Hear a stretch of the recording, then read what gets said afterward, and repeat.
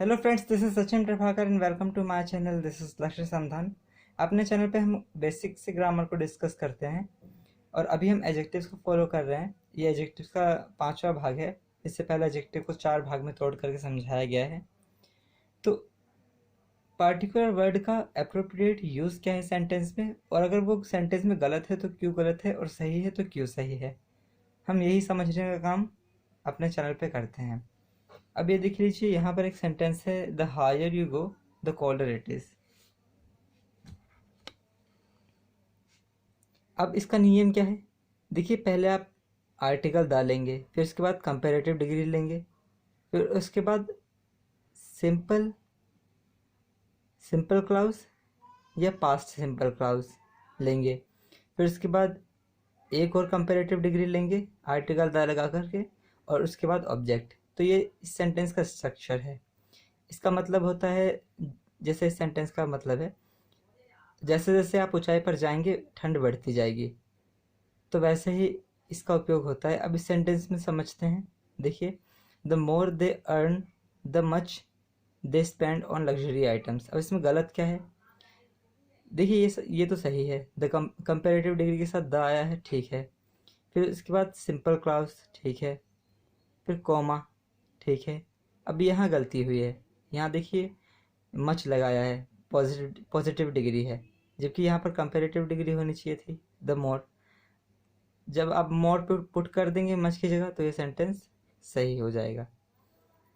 अच्छा, एक और चीज़ समझते हैं। He is he is a better dancer than me. अब जनरली लोग इसको ऐसे ही बोलते हैं, लेकिन ये गलत है। अब गलत है तो क्यों गलत है, देखिए, ये क्या है, पर्सनल प्रोनाउन है, और ये क्या है, पर्सनल प्रोनाउन है। पर ये पर्सनल प्रोनाउन थर्ड पर्सन है, और ये पर्सनल प्रोनाउन ये सब्जेक्टिव केस का है, और ये ऑब्जेक्टिव केस का है। अब नियम क्या कहता है, नियम कहता है, जब भी आप तुलना करेंगे एज एडजेक्टिव एज के साथ, या बेटर, वर्स ऐसे शब्दों के साथ तुलना ही करना होगा। तो ये जब भी आप तुलना करेंगे, तो आप तुलना में सेम ही केस को लेंगे।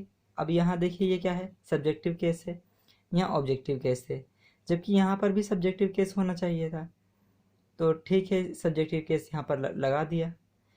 ही is a better dancer than I, लेकिन ये अभी भी सही नहीं है, ये अभी भी इनकम्प्लीट है। क्यों इनकम्प्लीट है, क्योंकि जब भी आता है ये प्रोनाउन, जब भी आता है चाहे कहीं पर भी आए, ये अपने साथ हमेशा वर्ब लेता है, तो इसको वर्ब देना पड़ेगा। तो इस सेंटेंस में वर्ब दिया है, देखिए, he is a better dancer than I am, तो ये सेंटेंस सही है, ये गलत है। अच्छा, वर्ब क्यों देते हैं, देखिए, जैसे इसमें भी देखिए, his brother does not smoke but he does. अब अगर मैं डज को काट दूँ, सेंटेंस इनकम्प्लीट होगा कि नहीं होगा, इनकम्प्लीट होगा निश्चित रूप से।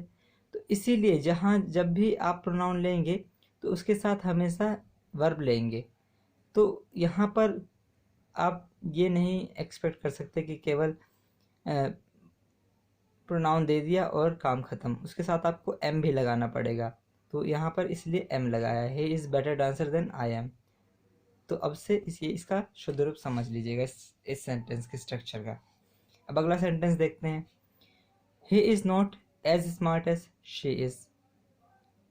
अभी देखिए, गलती क्या है इसमें, नॉट के साथ एज स्मार्ट एज नहीं आता, सो स्मार्ट एज आता है। बाकी तो सब ठीक है। बाकी देखिए, पर्सनल प्रोनाउन का सब्जेक्टिव केस तुलना हुई है, हाँ हुई है। और ये क्या है, इस दिया है, इसको वर्ब दिया है, तो अब ठीक है। ही इज़ नॉट, नॉट के साथ सो स्मार्ट एज आएगा, सो या फिर जो भी एडजेक्टिव हो वो आएगा, और उसके बाद एज, फिर उसके बाद पर्सनल प्रोनाउन, फिर उसके बाद उसका verb. She is the tallest of 2 sisters. अब यहाँ पर इसको थोड़ा समझना पड़ेगा। देखिए, 2 बहनों में से वो सबसे लंबी है। अब कभी भी आप जब सबसे लंबे होते हैं, सबसे स्मार्ट होते हैं, या सबसे तेज़ होते हैं, तो सबसे जो आप जब सुपरलेटिव डिग्री लेते हैं, तो आप 2 लोगों में नहीं हो सकते। अगर आप बोल रहे हैं कि आप सबसे लंबे हैं, तो सबसे लंबे आप 2 लोग नहीं हो सकते, आपको कम से कम 3 लोग चाहिए सबसे लंबा होने के लिए। आप 2 लोगों में आप दूसरे वाले से अधिक लंबे हो सकते हैं, लेकिन आप सबसे लंबे नहीं हो सकते। तो यहाँ पर टॉलेस्ट नहीं आएगा, टॉलर आएगा। कंपेरेटिव डिग्री आएगी, सुपरलेटिव डिग्री नहीं आएगी। अब इसको देखते हैं। She is the tallest of three sisters. She is tallest of three sisters. अच्छा, द ये अपने साथ देखिए, ये सुपरलेटिव डिग्री है, सुपरलेटिव डिग्री अपने साथ द आर्टिकल लेगा, तो ये सेंटेंस सही है। क्यों? क्योंकि तीन लोग हैं और तीन लोगों में से एक टॉलेस्ट हो सकता है।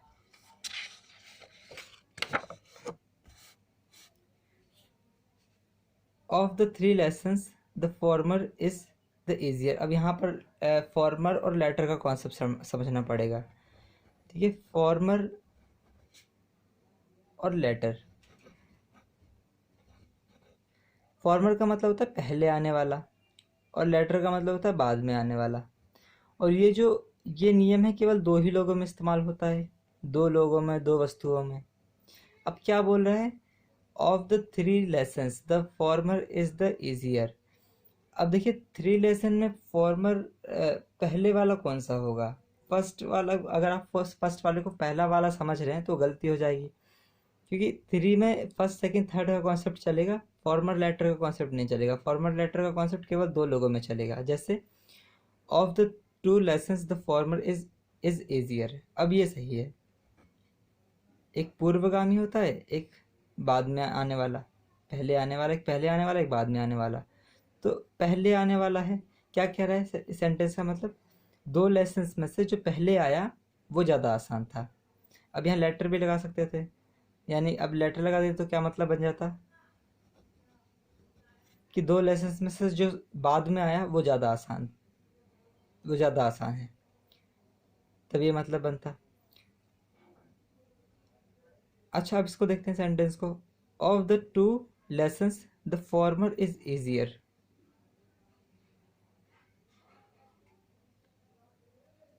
सेम ही है शायद सेंटेंस से, तो ये भी ठीक ही है।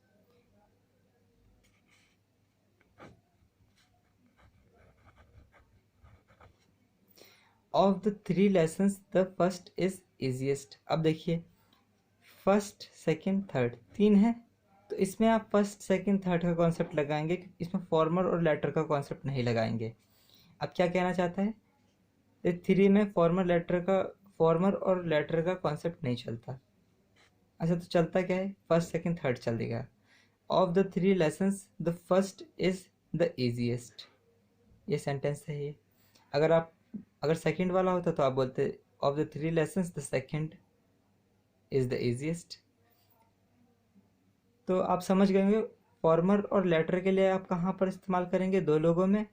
और फर्स्ट सेकंड थर्ड क्या है? ये ऑर्डिनल न्यूमेरल एडजेक्टिव है। Ordinal numerical adjective.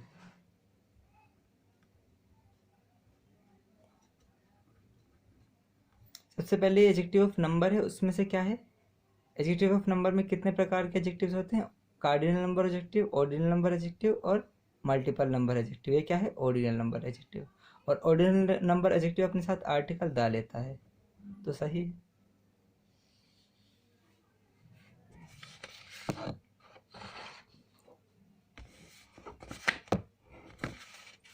अच्छा, एक और नियम देखते हैं।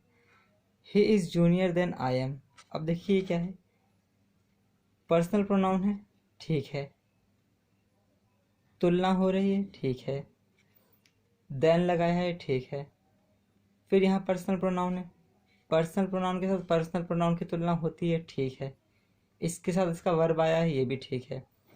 सेंटेंस का स्ट्रक्चर तो ठीक है, पर ये गलत है। फिर भी गलत क्यों है?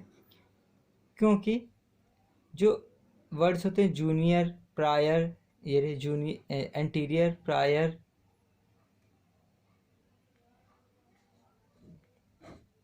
पोस्टीरियर, सुपीरियर, इन्फीरियर, जो ऐसे वर्ड्स होते हैं ये अपने साथ हमेशा टू लेते हैं, उसके बाद मी लेंगे। टू और क्या लेंगे? Objective case. तो इसका सही रूप क्या हो जाएगा? He is junior to me. अच्छा, इसको कुछ लोग कहेंगे he is much junior to me, तो मच इसके साथ कभी मच का इस्तेमाल नहीं होगा, ये गलत हो जाएगा।